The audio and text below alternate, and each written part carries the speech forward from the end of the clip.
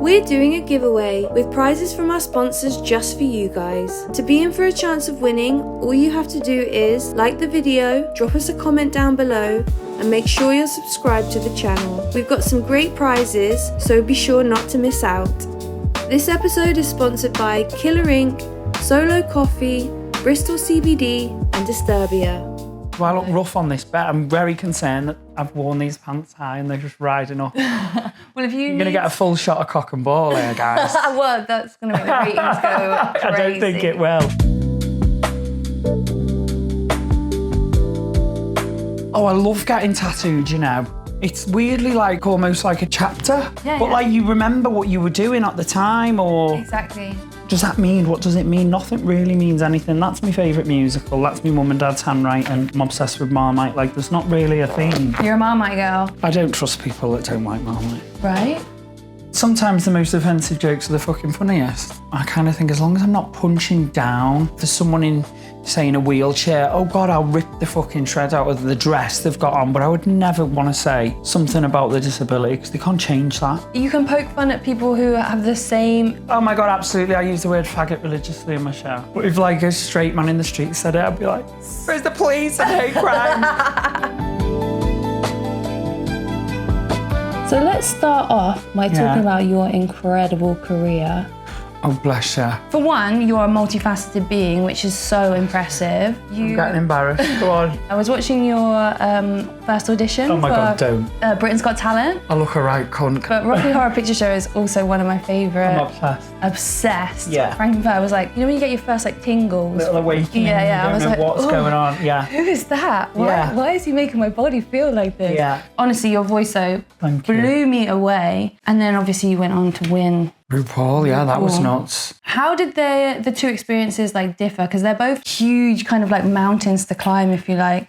I felt very chewed up and spat out by the Britain's Got Talent experience. I learned a lot very quickly from doing that show. Drag Race felt more transformative in terms of we were there 4 weeks. We cut off from the outside. You've got no phone. You're locked in a hotel room. You're taped in overnight. What I'm trying to say, there's not another reality show, I don't think, that takes people's professions, pits them against each other, kind of spits them back out. I know I'm really lucky. It's propelled my career. It's changed the trajectory of my life. So grateful of it.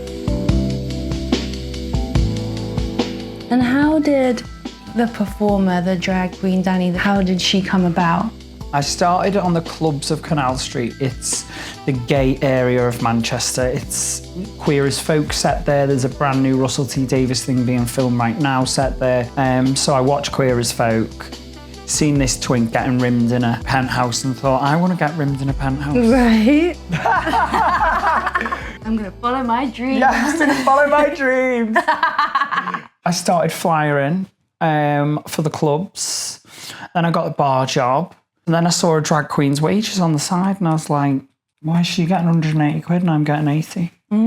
Obviously, because she's in drag. And they were like, well, she's in drag. She's making more of an effort. I went, well, what if I come in drag? So boy, did I fucking come in drag for that extra 100 quid. And I looked a right bastard. Oh my God. And I had the best time.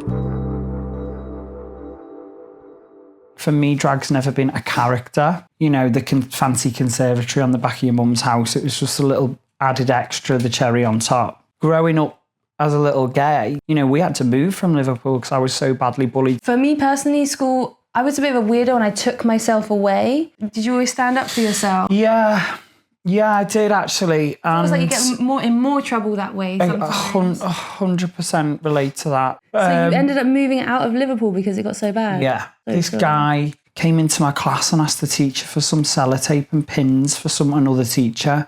And like stared at me and I just was like, something's coming. Yeah, you knew I'm getting that. I thought that's for me. And he just cut my face up and just battered me. I've just finished food tech and dropped my fruit salad on the floor. Oh, bless your heart, not your fruit salad. Mum's going to go mad. I'm not bringing a Tupperware home. Oh no, not the Tupperware. Yeah. You know, mums get about their Tupperware. Girl. I have noticed about you is how vulnerable you are. Yeah. And I love that quality. Do you? Yes, I think it's a beautiful quality and I feel like we're taught that it's a bad thing. Yeah, especially men. anyone who is comfortable in expressing their vulnerability in a moment. I have so much respect and love for that. Vulnerability is a superpower. And actually, vulnerability is the key to us connecting as humans, because you go, oh, I felt like that. And all of a sudden we have a connection that we didn't have before. And that connection comes from our vulnerabilities, because every single person in this room, listening to this, wherever we go, we all have shit. Look at the world right now. Yeah, life is shit. We're watching genocide happen. Like we could hit a million topics, you know? You said that RuPaul taught you a lot with like vulnerability going on Drag Race. What was it like being with all of the girls like in the house?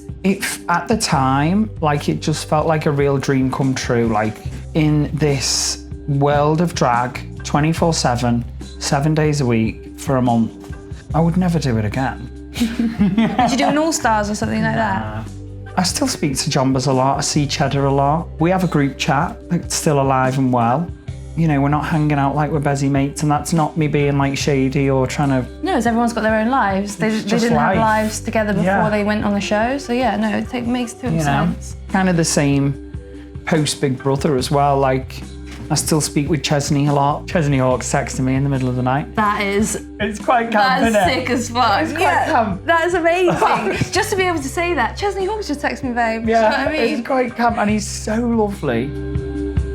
With your gender identity and being non-binary, like, how did you kind of work out, like... This is such a funny journey for me, because through lockdown, I was doing so much reading about gender identity, and I basically read this book and I was like, this is me. You resonated. I resonated with identity not being what society says a man should be, and not being what a woman says. And I'm not trans. I'm definitely feel like a man, and I almost feel like it's probably evolved since then. My trans friends and non-binary friends who do live more gender fluid, I look like a man, I feel like a man, but I'm not really what society says a man should be. So on paper, I feel realistically the best term for me is non-binary. I feel like even that has changed in the last 4 years of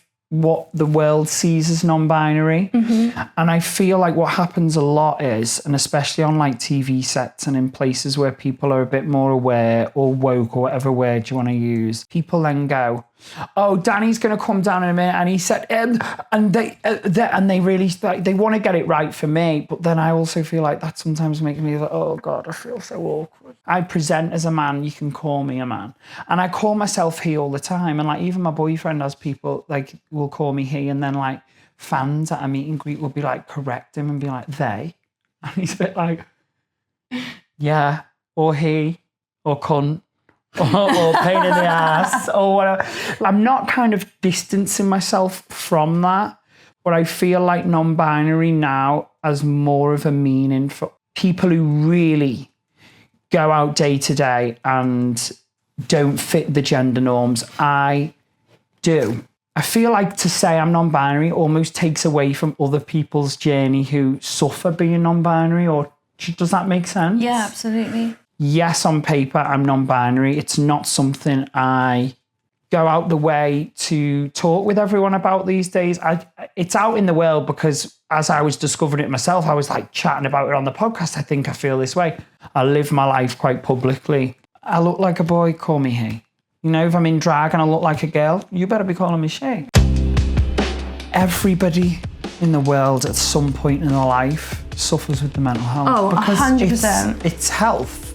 Everyone in the world at some point suffers with health. We've got to this weird point with men's toxic masculinity of how it is toxic. We never called it toxic before. We just called it masculinity, and now this is a new thing, isn't it? Exactly. But and part of me almost feels sorry for the average straight man.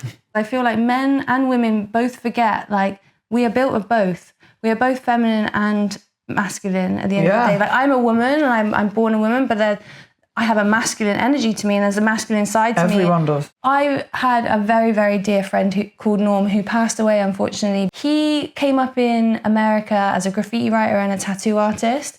And he was super feminine, cute, soft guy. But he was surrounded by these like, this hyper masculine construct of like what a man should be. Just watching them is exhausting. Constantly hyper analyzing everything around them. Like, if I do this, will it be considered gay? You know, like can't even peel a banana back and enjoy it. Like, do you know what I mean? Like, If we just give everyone in this world 5 minutes, we've all got something in common. And I think there's so many people that have an opinion on a trans person or an immigrant or someone they don't know. And if you give these people you have this negative opinion on 5 minutes, listen, there's going to be plenty of trans people out there that are assholes, because there's an arsehole in every community. That's what I'm saying, there's bad eggs everywhere. Bad eggs everywhere, right?